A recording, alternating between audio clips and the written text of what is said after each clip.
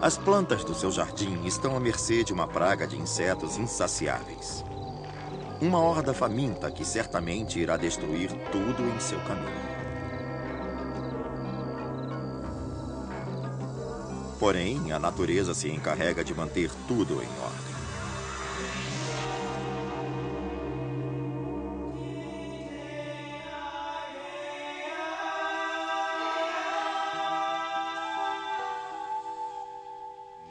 O mundo secreto dos jardins. Louva a Deus. Distribuição Sinapse.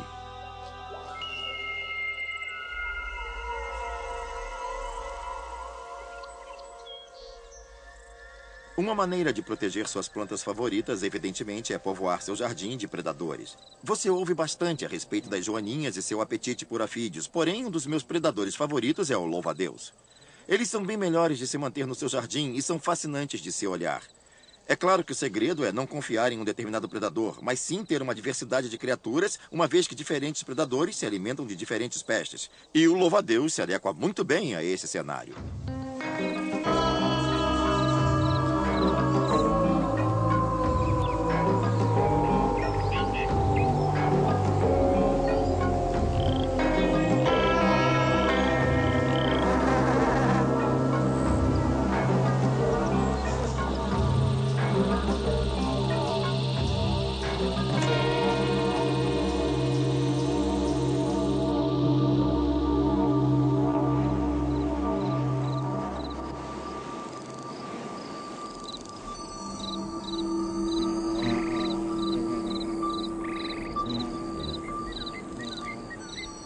Em uma manhã de primavera, enquanto o sol aquece o jardim, os jovens louva-a-Deus começam a brotar na superfície. Eles passaram o inverno inteiro abrigados em uma dura e espumante massa de ovos e chegou a hora de centenas deles se contorcerem para fora de seus pequenos calabouços e ganharem céu aberto. Quando os jovens louva-a-Deus se esforçam para sair à superfície, eles se dispersam, pois se não tomarem cuidado quando a fome apertar, poderão ser devorados pelos próprios irmãos, e isso não é nada bom. É melhor que saiam e cuidem de suas próprias vidas. Tantos deles agrupados se tornam alvos fáceis para os predadores.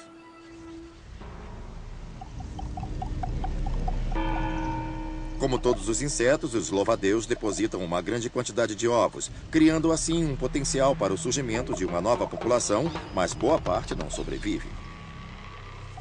Muitos tipos de pássaros se alimentam deles, e de aranhas também. Na verdade, eles são tão saborosos como outros insetos. E ser um predador não garante nenhuma proteção especial.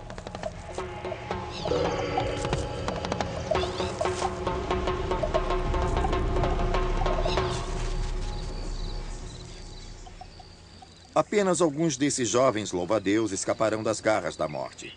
Solitários em um enorme jardim cheio de perigos, todo dia é uma batalha pela sobrevivência. Mas se forem rápidos o bastante para iludirem e escaparem de seus inimigos, crescerão e atingirão a fase adulta no final do verão. Don't ever stop dreaming, even when things look dark.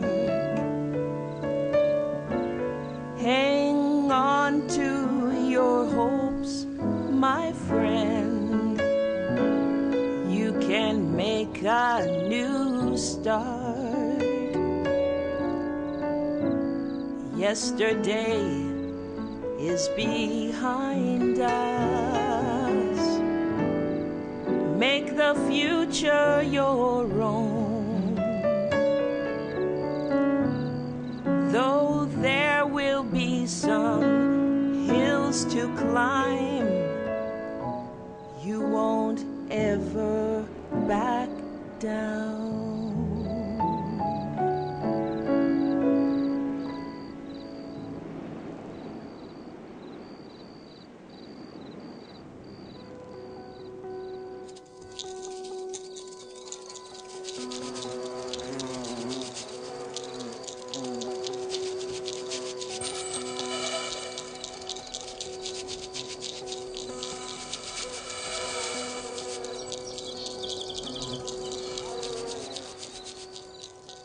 A essa altura, com 1 ou 2 semanas de desenvolvimento, os louva-a-Deus são bem pequenos. Só se alimentam de minúsculas criaturas como afídeos, mosquinhas de frutas e seres desse tipo.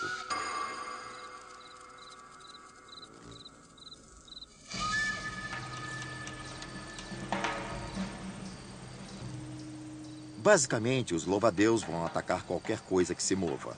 Eles não são exigentes, mas a presa tem que ter o tamanho certo. Até mesmo uma indefesa lagarta estará a salvo de um jovem louva-a-Deus se for muito grande para ele.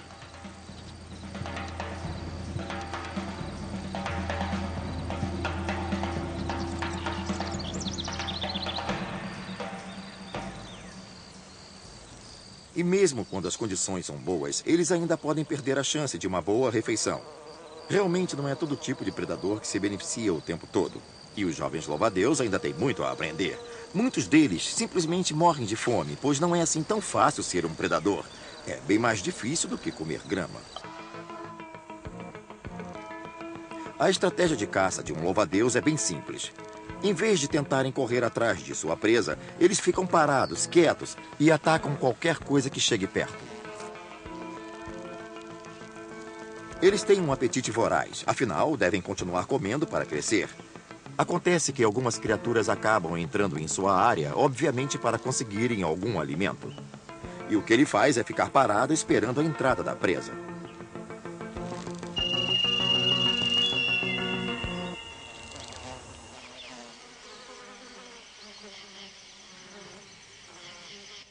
No mundo dos louva-a-Deus, tamanho é documento. Quando eles nascem, não têm o tamanho da unha de um dedo mínimo. Mas com o avanço do verão, essa pequena criatura acaba ficando grande como a palma de uma mão.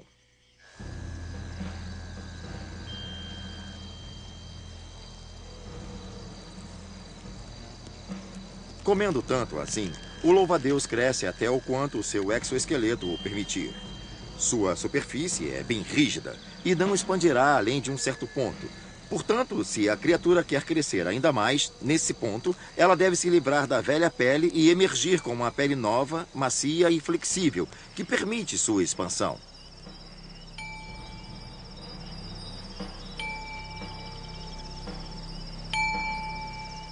Claro, ele não sai todo por igual, nem se divide por inteiro.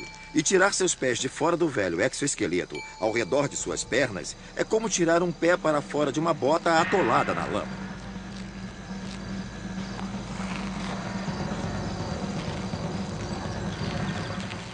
Esse é um momento muito vulnerável para o louva-a-Deus. Eles ficam completamente imobilizados por até 1 hora, à mercê de qualquer grande predador de jardim que note sua presença.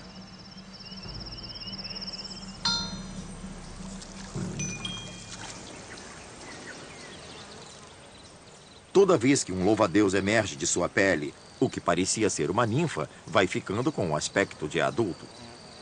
Por exemplo, as asas de um jovem louva-a-Deus são geralmente bem pequenas, bem reduzidas e não são capazes de serem usadas para voar. Mas a cada etapa, as asas vão ficando ligeiramente maiores, mais longas e, finalmente, nos últimos estágios de ninfa, eles já estão prontos para voar.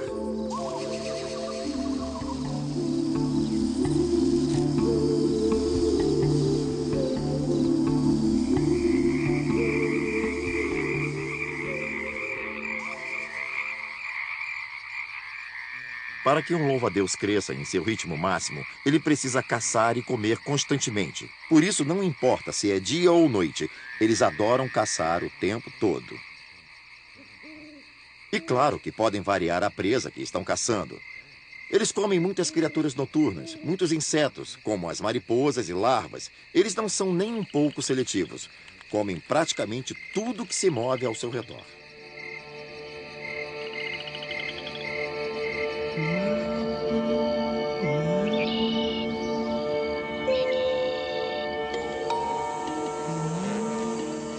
Para se criar um jardim saudável, cheio de insetos, e eu não acho que um jardim pode ser considerado saudável se não tiver um monte deles, você precisa de uma variedade de espécies de plantas, para que todo tipo de inseto tenha um lugar para chamar de lar. Desse jeito, a natureza irá lhe fornecer um controle de pestes bem melhor do que muitos pesticidas químicos.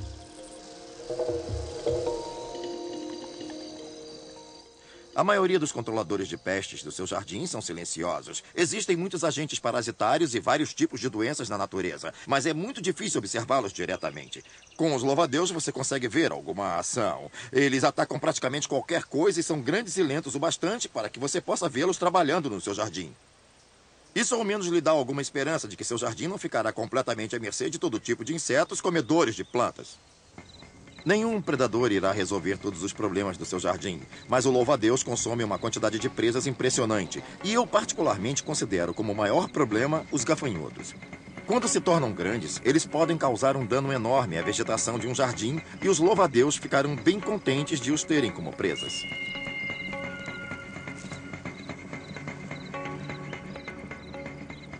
Se a prioridade é manter as flores no seu jardim, não há pontos contra o louva-a-Deus. Eles jamais comem qualquer vegetação. São puramente carnívoros, predadores até o fim da vida.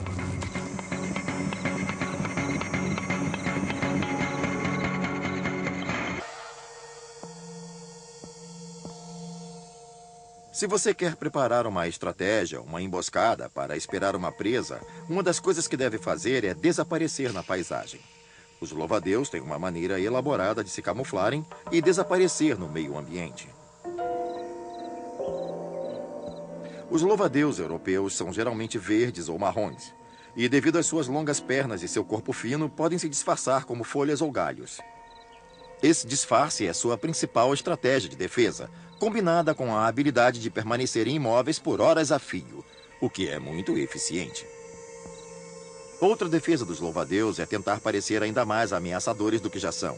Para afugentar potenciais predadores, eles levantam as patas traseiras de suas pernas posteriores e abrem suas pernas dianteiras e revelam olhos que dizem: você não vai querer se meter comigo.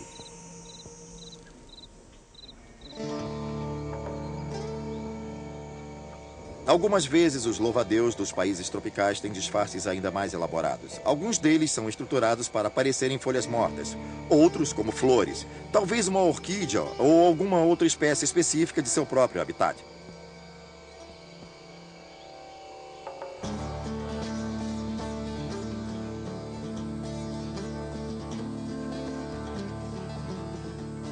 Há uma grande variedade de cores e detalhes, mas todos os louva-a-Deus têm basicamente a mesma estratégia de defesa, de se misturarem ao seu meio ambiente. E eles vêm sendo bem-sucedidos nisso ao longo de milhões de anos.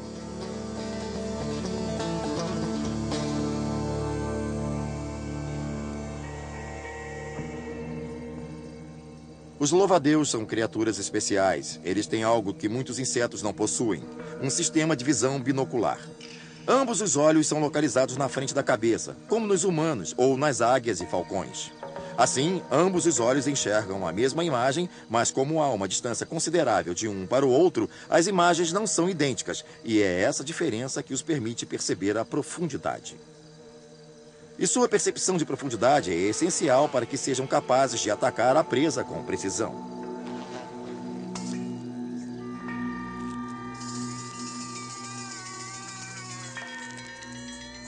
O que eles fazem é usar suas mandíbulas para pularem em cima do corpo da presa e começar a comê-la viva. E suas mandíbulas são bem poderosas para poderem penetrar o exoesqueleto de praticamente qualquer coisa que pegarem.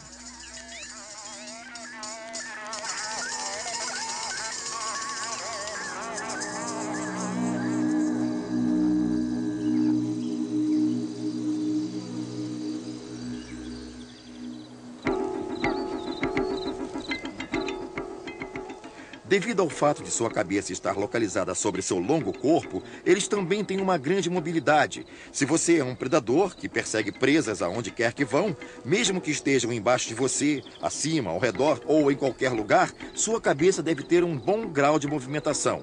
E, de fato, eles podem girá-la mais de 300 graus, quase 360 graus para perseguir a presa.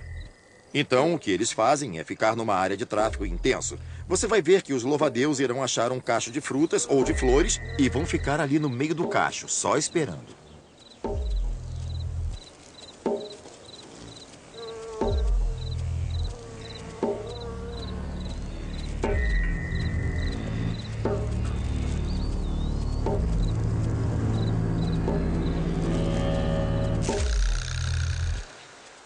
Eles possuem essas patas dianteiras como garras com movimentos elásticos, mas que na verdade são mais parecidas com facas, com as pontas serradas que lhe permitem agarrar firme qualquer presa que aparece.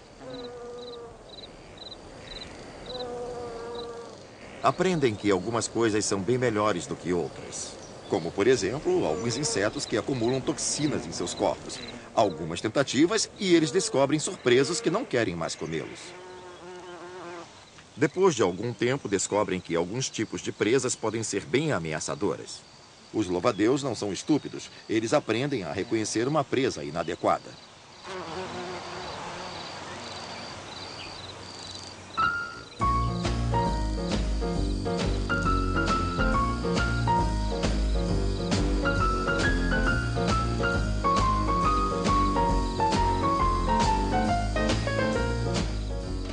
Observar os louva-a-Deus pode ser bem monótono. Eles passam horas e horas se arrumando, certificando-se de que toda a sua superfície, todos os seus espinhos cerrados em suas patas dianteiras estão em forma, limpos e livres de bactérias, armados e prontos para atacar.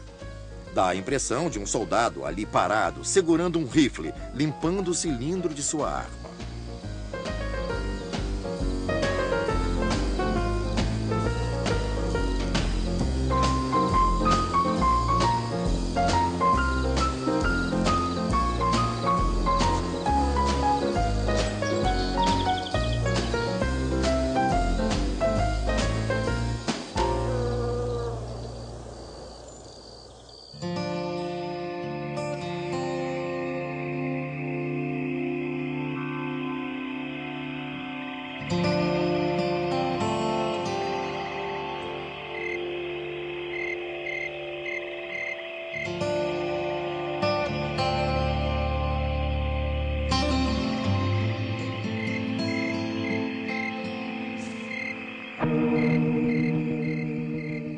A hora em que os louva-a-Deus estão mais vulneráveis é quando estão voando.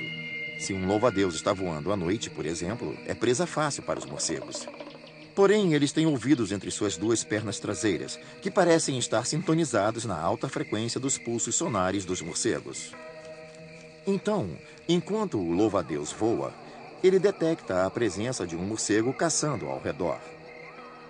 E se o morcego está próximo demais, eles ou dobram suas asas e caem no solo, torcendo para que o morcego não seja capaz de segui-los tão rápido, ou então executam manobras evasivas, fazem um zigue-zague até caírem de tal forma que voam ligeiramente sobre a vegetação, cruzando-a, até onde haja obstáculos suficientes para confundir a habilidade dos morcegos em detectá-los com o seu sonar.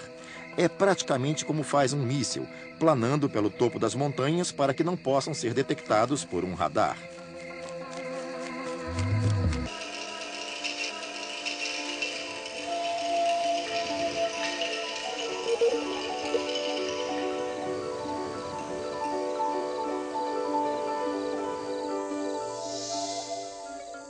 Ao final da fase de crescimento, os louva-a-Deus estão suficientemente grandes e se tornam maduros sexualmente. Chega a hora do acasalamento. E o sexo vem com uma boa dose de risco. Esse risco é a crença popular de que os machos normalmente são comidos pelas parceiras no ato. Ah, mas isso não é tão comum. Apesar de que, às vezes, isso pode ocorrer. O que acontece é que as fêmeas ficam bem grandes e engravidam. Na verdade, os ovos se desenvolvem em seu interior. Os machos, enquanto isso, estão atrás de suas possíveis parceiras, procurando fêmeas. E quando as encontram, têm que se aproximar com cuidado para que sejam capazes de acasalar sem parecer uma presa. Então, eles têm que proceder com muita cautela.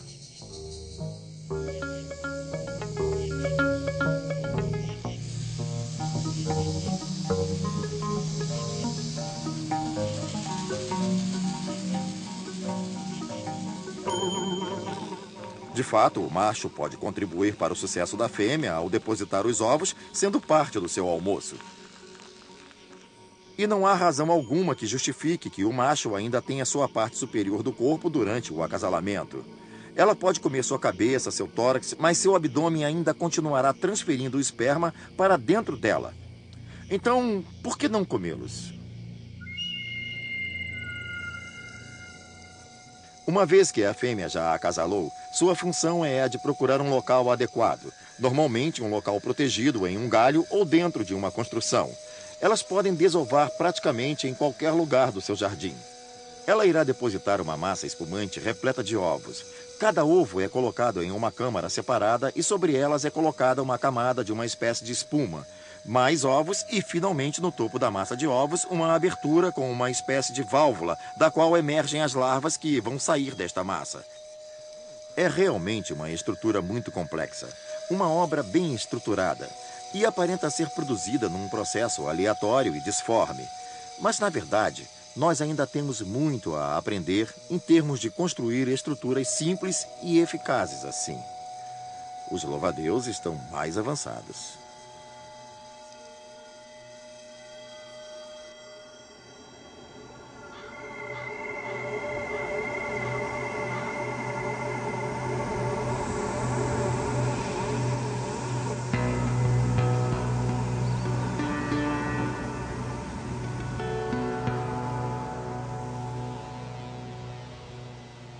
Os adultos continuarão a se alimentar sempre que ainda houver insetos ao redor e sempre que a temperatura for quente o bastante para isso.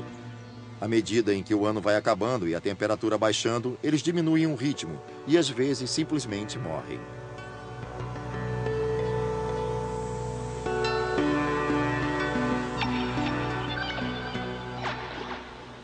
Como legado, deixam seus ovos.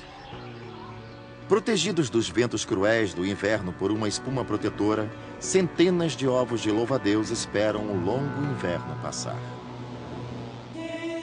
Versão brasileira Alcateia.